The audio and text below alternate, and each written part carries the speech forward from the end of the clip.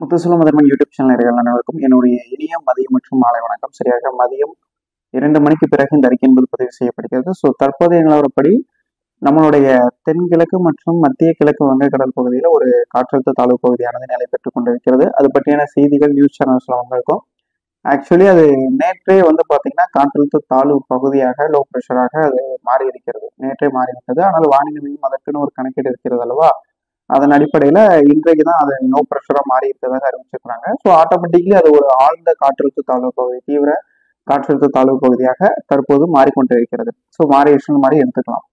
இந்த சிஸ்டம்னால south Tamil Nadu, delta districts and north Tamil Nadu எங்க ஹெவி ஸ்பெல்ஸ் ஃபார்ம் ஆகும், ஈவன் டெல்டாவா இல்ல சவுத்து தமிழ்நாடா, இது எங்க நகரப்போகிறது, இதை பற்றி தான் நம்ம இந்த நேரலை வாயிலாகவோ நம்ம தெரிவிக்க போறது இதுதான். தற்போது பாத்தீங்கன்னா கிழக்கு வங்கக்கடல் பகுதியில் இருக்கக்கூடிய சுழற்சியானது அடுத்து வரக்கூடிய 12 மணி நேரத்துல படிப்படியாக வடக்கு மற்றும் வடகிழக்கு திசையை நோக்கி நகரக்கூடும். குறிப்பாக வட மாவட்ட கடலோர பகுதிகளை நோக்கி நகர்ந்து பிறகு அது அங்கேயே நிலை பெற்று நிற்கும். நிலை பெற்று நின்ற பிறகு படிப்படியாக அது கீழே இறங்கி வர்றதுக்கான வாய்ப்புகள் காணப்படுகிறது. கீழே இறங்கினா அது இப்போ நம்ம வடகிழக்கு திசையாக நகர்ந்து மீண்டும் பின்னோக்கி நகரும் அப்படின்ற மாதிரி என்னுடைய கணிப்புல நான் எடுத்துக்கிறேன். அதே மாதிரி பாத்தீங்கன்னா அரபிக் சி பகுதிகளிலையும் ஒரு லோ ப்ரெஷர் நிலவி வருகிறது. அதாவது குறைந்த காற்றழுத்த தாழ்வு பகுதியானது அங்கும் இருந்து கொண்டிருக்கிறது. அந்த தாழ்வு பகுதியும் தற்போது அரபிக்கடலில் இருந்து கொண்டிருப்பது பின்னோக்கி நகர்ந்து அரபிக்கடலுடைய லட்சத்தீவு மற்றும் தெற்கு கேரளா பகுதிகள் அருகாமையில நீடிக்கக்கூடும்ன்ற மாதிரி எதிர்பார்க்கப்படுகிறது. அல்லது குமரிக்கடல் வழியாக தென் தமிழகம் மீது கரையை கடந்து அப்படியே வங்கக்கடலுடன் இந்த சுழற்சியுடன் இணையலாம் அப்படின்ற மாதிரி நம்ம எதிர்பார்க்கிறோம். தற்போது இந்த டைம்ல இன்னைக்கு நிலவரப்படி தற்போது இந்த சுழற்சியானது கரெக்டா இன்னைக்கு வரைக்கும் மூவ்மெண்ட் ஆகிட்டு இருக்கு. இதுக்கு பிறகு இதோடைய மூவ்மெண்ட்ஸ் பாத்தீங்கன்னா குறையும், வேகம் குறையும், நகர்வில குறைவு ஏற்படும். மற்றும் அந்த பக்கத்துல இருந்து வட இந்திய குளிரலையோட தாக்கம் ரொம்ப அதிகமா இருக்குது. வட இந்தியாவிலிருந்து வரக்கூடிய குளிரலையோட தாக்கம் இப்ப அதோட இன்டென்ஸும் ரொம்ப அதிகமா இருக்கிறதுனால இதால நார்த்தை நோக்கி போகும் அப்படின்ற மாதிரி நிறைய மாடல்ஸ், பர்டிகுலர்லி எல்லா மாடல்ஸுமே 100ல 95% பாத்தீங்கன்னா எல்லா மாடல்ஸுமே இது நார்த்து தமிழ்நாடு அண்ட் பாத்தீங்கன்னா டெல்டா டிஸ்ட்ரிக்ஸ், பெரும்பாலான மாடல்ஸ் டெல்டா டிஸ்ட்ரிக்ஸ், எல்லா மாடல்ஸுமே நார்த்து தமிழ்நாடு அப்படின்ற மாதிரி குறிப்பிட்டிருக்காங்க. நம்ம போர்காஸ்ட்ல மட்டும்தான் இன்னைக்கும் பாத்தீங்கன்னா எந்த ஒரு மாற்றமும் பண்ணல. இந்த தென்னிலங்கை வழியாக குமரிக்கடல் பகுதிக்கு அரபிக்கடல்ல வலுவடையும் அப்படின்ற மாதிரி குறிப்பிட்டிருக்கோம். இது எப்படி நடக்கும் அப்படின்னா தற்போது இந்த நிகழ்வானது சரியாக சொல்லணும்னா கிழக்கு வங்கக்கடல் பகுதிகளிலும் வட இலங்கைக்கு அருகாமையில நிலவி வருகிறது. இந்த நிலை தொடர்ச்சியாக நேர்கிழக்காக நகர்ந்து வரும், தெற்கு மற்றும் தென்கிழக்காக நகர்ந்து வந்த நிலையில இன்று பாத்தீங்கன்னா வடமேற்கு திசையில நகர்ந்து கொண்டிருக்கிறது. நேற்று சற்று தெற்காக நகர்ந்தது, தற்போது இன்று வடக்காக நகர்ந்து கொண்டிருக்கிறது. அடுத்து வரக்கூடிய மணி நேரங்கள்ல இது வடக்கு மற்றும் வடமேற்குல இன்னும் வடதமிழக கடற்கரையை நெருங்கும்.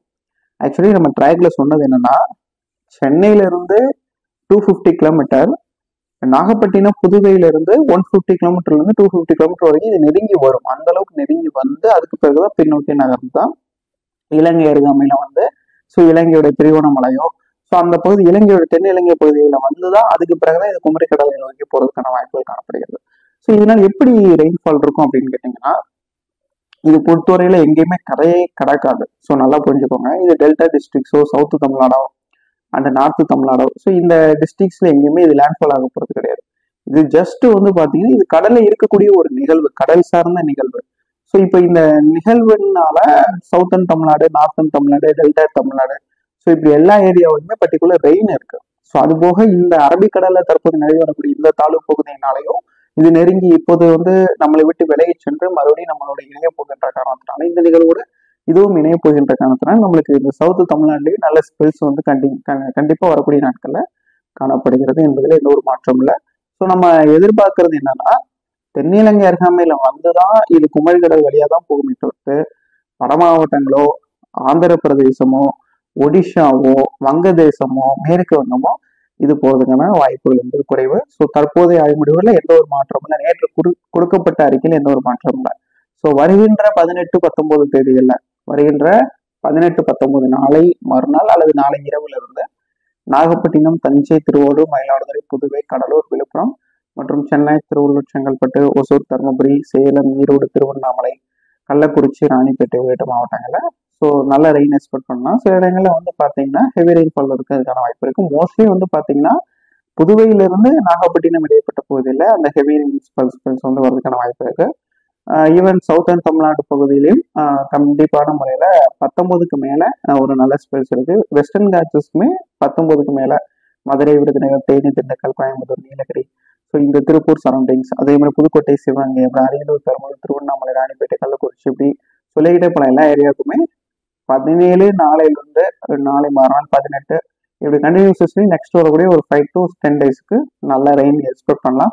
ஸோ இந்த கிளவுட் பேண்டை பொறுத்தவரையில சிவியரா வருமா, ஸோ அல்லது ரொம்ப எக்ஸ்ட்ரீமியா வரப்போகுதா, இதனால தமிழ்நாட்டுக்கு ஏதாவது பாதிப்பு இருக்குமா அப்படின்றதெல்லாம் இந்த நிகழ்வு பொறுத்தவரையில் எங்கேயும் கரையை கிடக்காது. ஆனா இது வந்து தொடர்ச்சியாக கிழக்கு வங்கக்கடல பகுதியில நிலை பெற்று அடுத்த 3 நாட்களுக்கு இருக்கின்ற காரணத்தினால ஹெவி ஸ்பெல்ஸ் வந்து இந்த நார்த்து தமிழ்நாட்டுல எங்கேயாவது ஓரிரு இடங்கள்ல 10லிருந்து 15 சென்டிமீட்டர் டு 20 சென்டிமீட்டர் வரைக்கும் வரதுக்கான வாய்ப்புகள் என்பது காணப்படுகிறது.